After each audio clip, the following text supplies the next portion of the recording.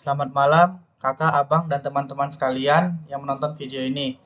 Perkenalkan, nama saya Rodo Anggrisan Tambunan dengan NIM 122370001. Di sini saya akan menunjukkan cara membuat atau cara mengerjakan laporan sementara yang diberikan pada praktikum. Langsung saja, di sini tugas kita yang pertama adalah memasukkan data yang telah kita sediakan di Excel untuk masukkan ke DIPS. Yang pertama, kita masukkan gas factor ke dalam DIPS. Kita copy, kemudian kita paste di DIPS. Dan jangan lupa kita mengubah setelan global orientation ke strike right atau deep. Lalu kita masukkan juga untuk di shear factor-nya, atau kita gabung dari gas factor-nya. Kita copy, lalu kita paste. Kemudian kita akan mencari konturnya. Nah, di sini sudah terdapat kontur dari gas factor dan shear factor. Kemudian kita akan memunculkan polarnya atau polar net. Kita pencet di sini. Kemudian kita tampilkan untuk konturnya. Nah, lalu selanjutnya kita akan mencari gas factor-nya, di mana kita akan membuat titiknya menunjukkan di kontur yang berwarna merah di ketinggian tinggi yang terdapat polar net-nya. Kita beri label gas factor atau GF. Lalu kita akan membuat shear factor-nya dari kontur yang berwarna kuning ini yang sudah ada polar net-nya. Kita kasih label shear factor. Kemudian kita akan membuat bidang bantu. Bidang bantunya kita akan membuat tanda panah ini ke arah titik potong shear factor dan gas factor. Lalu kita beri label bidang bantu atau BB. Lalu kita akan membuat juga bidang sesarnya, di mana garisnya kita membuat perpotongan dari shear factor dan gas factor. Atau di sini kita membuat label bidang sesar atau BS. Kemudian kita akan membuat T1. Kita membuat T1 dari perpotongan gas factor dan bidang bantu. Perpotongan di sini. Lalu kita kasih label atau kita kasih nama T1 action. Lalu kita akan membuat T1 yaitu diambil dari 30 derajat dari T1 action. 10, 20, 30. Lalu kita beri nama T1. Kemudian kita membuat T3 action di mana 90 derajat dari T1 action. 10, 20, 30, 40, 50, 60, 70, 80, 90 di sini. Dan kita kasih nama T3 action. Kemudian kita akan membuat T3 yaitu dari 90 derajat dari T1. 10, 20, 30, 40, 50, 60, 70, 80, 90. Sini. Lalu kita beri nama T3. Kemudian kita akan mencari T2, di mana T2 itu adalah perpotongan shear factor dan gas factor. Di sini perpotongan shear factor dan gas factor. Kemudian kita kasih label T2. Kemudian selanjutnya kita akan mencari net slip. Untuk net slip, perpotongan dari bidang sesar dan bidang bantu di sini.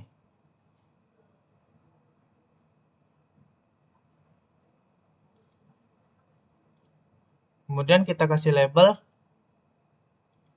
net slip.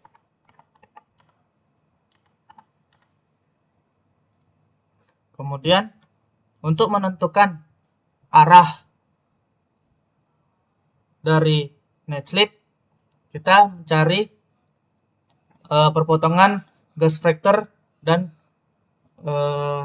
bidang sesar apabila terlihat dari sudutnya.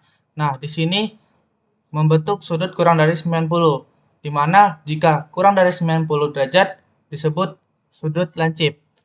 Jadi, kalau untuk sudut lancip itu mengarah ke dalam atau di sini. Kemudian untuk hanging wall-nya berlawanan arah, yaitu ke arah bawah.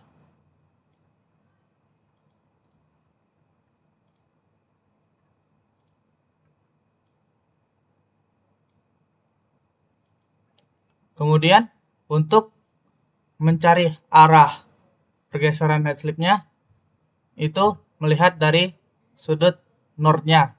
Dia berpindah ke kiri atas. Maka arahnya dari sini ke atas. Kemudian untuk kita menentukan kedudukan bidang sesar, kedudukan net slip, dan rake net slip, kita mengatur di sini. Kita melihat dari sini. Nah, untuk kedudukan bidang sesar, kita melihat di data keempat. Nah, terdapat 173/75. Lalu kita tulis di sini kedudukannya 173/75. Kemudian untuk menentukan kedudukan net slip, kita melihat dari sini. Kita akan merubah ini ke trend and plank. Oke. Kemudian kita lihat sebelumnya kalau kita ingin menentukan lihat dari net slip, kita harus membuat rake, dimana rake itu kita cari dari tools, kemudian measure angle, kita membuat titiknya dari perpotongan bidang sesar dan bidang bantu, dan dari net slip yang terluar. Nah, terdapat rake kita 3,16. 3,16. Lalu untuk net slip kita ubah ke trend and plank. Lalu terdapat di sini 170/12.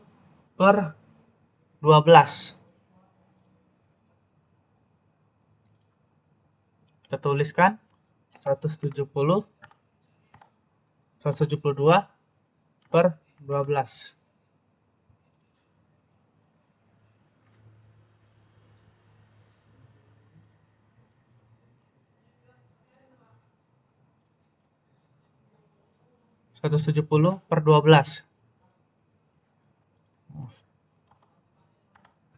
Kemudian langkah yang terakhir adalah untuk memberikan nama sesar, di mana kita akan melihat dan menentukan dari klasifikasi Richard.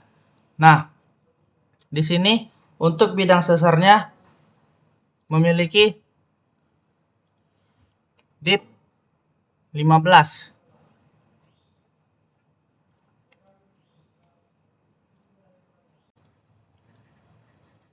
Lalu untuk membuat nama dari sesar tersebut, kita akan melihat dari dip bidang sesar, yaitu 75.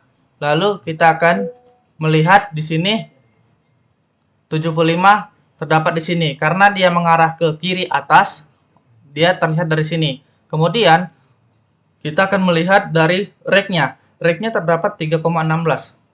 Berarti dia di sini 3,16. Nah, jadi penentuan untuk nama sesar ini didapatkan left slip fault. Nah, untuk menjawab A, B, C, kita akan membuat diagram rosetnya. Kita buat baru, kita masukkan data breksiasinya, kita copy, kemudian kita masukkan ke dips. Kita jangan lupa untuk mengubahnya ke strike right dip. Lalu kita akan melihat diagram rosetnya. Nah, inilah untuk menjawab pertanyaan A, diagram roset. Untuk menjawab pertanyaan B, sudah didapatkan tadi konturnya. Inilah kontur untuk grass factor dan shear factor. Dan untuk menjawab yang C, sudah didapatkan kedudukan bidang sesarnya 173/175. Untuk kedudukan net slipnya 170/12 dan rake net slipnya 3,16 dan nama sesarnya adalah left slip fault. Left slip fault. Baiklah, sekian video yang bisa saya buat. Apabila ada kekurangan dan kesalahan dalam ucapan, saya mohon maaf. Sekian dan terima kasih.